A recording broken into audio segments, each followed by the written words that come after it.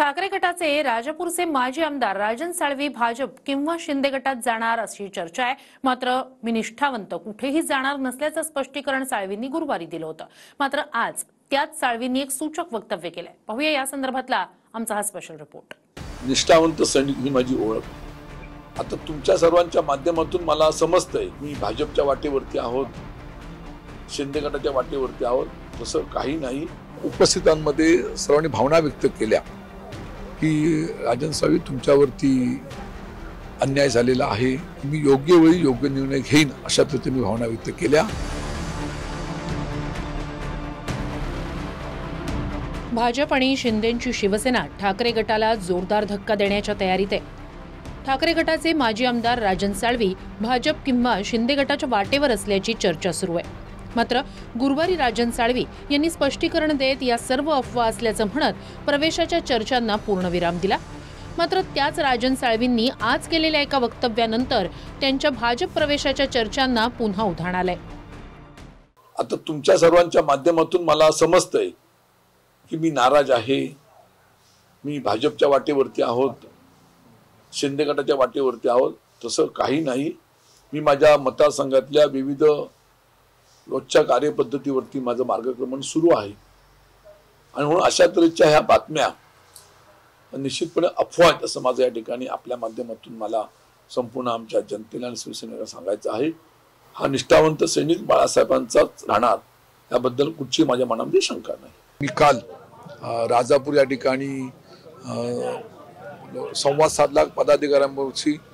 त्या ठिकाणी सर्व उपस्थितांमध्ये सर्वांनी भावना व्यक्त केल्या की राजन साळवी तुमच्यावरती अन्याय झालेला आहे, पराभवाला कारणीभूत अनेक मंडळी आहेत आणि तुम्ही योग्य तो निर्णय घ्या अशा तऱ्हेच्या भावना व्यक्त केल्या आणि त्याला अनुसरून मीही सांगितलं की मी योग्य वेळी योग्य निर्णय घेईन अशा तऱ्हेच्या मी भावना व्यक्त केल्या।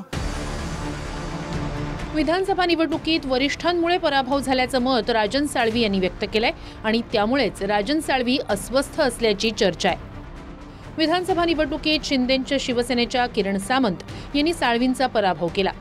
किरण सामंत यांना 80,256 मतं मिळाली तर राजन साळवी यांनी 60,579 मतं घेतली। 19,677 मतांनी किरण सामंत यांनी साळवींचा पराभव केला होता। राजन साळवींशी माझं चर्चा झालेली आहे। नक्कीच पराभवानंतर थोडे ते अस्वस्थ आहेत। संपूर्ण महाराष्ट्रामध्ये अशा प्रकारे आमचे पराभव झाले आहेत, राष्ट्रवादी काँग्रेसचा पराभव झाला, त्याची कारणं आम्ही शोधतो आणि कारणंही माहीत आहेत। ज्यांना असं वाटतंय की पक्ष सोडल्यामुळे आमचं राजकीय आयुष्य बहरून येईल, राजकीय जीवनामध्ये एखादा पराभव वाटायला येतो, तो जर पचवायची हिंमत कोणामध्ये नसेल तर त्याने स्वतःला बाळासाहेब ठाकरेंचा शिवसैनिक मानू नये। एकीकडे राजन साळवी ठाकरे गटाला सोडणार अशी चर्चा आहे, तर दुसरीकडे माजी आमदार संजय घाटगेही ठाकरेंना सोडचिठ्ठी देण्याच्या तयारीत असल्याची माहिती सूत्रांनी दिली आहे। घाटगे भाजपमध्ये प्रवेश करणार असल्याची माहिती आहे। आणि पक्षामध्ये येणं आणि जाणं, जसे गेले तसे आले सुद्धा मोठ्या पावला ना आमच्याकडे। ठीक आहे, काही लोकांना शॉर्ट टाइम मध्ये सगळ्या गोष्टी पाहिजे असतात, परंतु शेवटी जे आता पण मिळालं याचाही विचार, याचाही हिशोब सगळ्यांनी केला पाहिजे असं मला तरी वाटतं। दरम्यान संजय घाटगे कोण आहेत त्यावर एक नजर टाकूया। कागल विधानसभेत 1998 पासून संजय घाटगे आणि हसन मुश्रीफ यांच्यात थेट लढत झाली। सलग 6 वेळा घाटगे आणि मुश्रीफ यांच्यात थेट लढत झाली, त्यापैकी 5 वेळा मुश्रीफ तर 1 वेळा घाटगे विजयी। शिवसेना, काँग्रेस, स्वाभिमानी शेतकरी संघटना आणि पुन्हा शिवसेना असा संजय घाटगेंचा राजकीय प्रवास। शिवसेनेत शिंदेंनी बंड केल्यानंतर संजय घाटगे हे उद्धव ठाकरेंकडेच राहिलेत। ठाकरे गटाकडून कागलमधून विधानसभा लढण्याची इच्छा संजय घाटगेंचे पुत्र अमरीश घाटगे यांनी व्यक्त केली होती।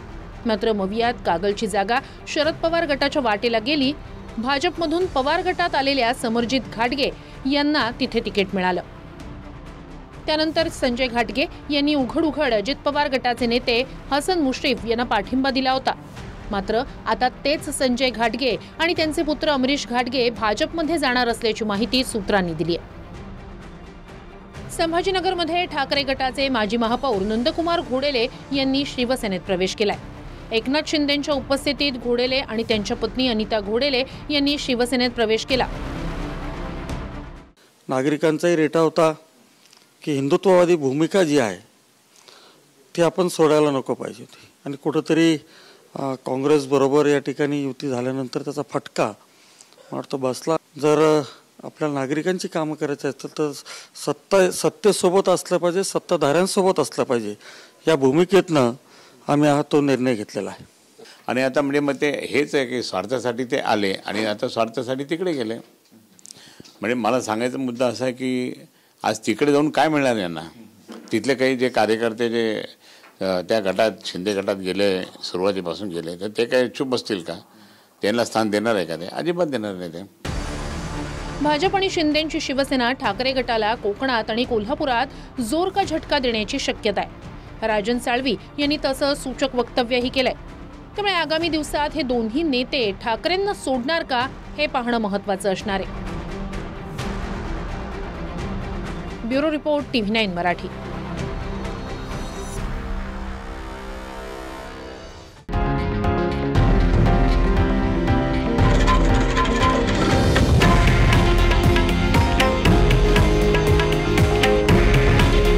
हे आहे देशातील नंबर 1 न्यूज नेटवर्क आणि आपण पाहत आहात TV9 मराठी. काळजी तुमची, हित महाराष्ट्राचं.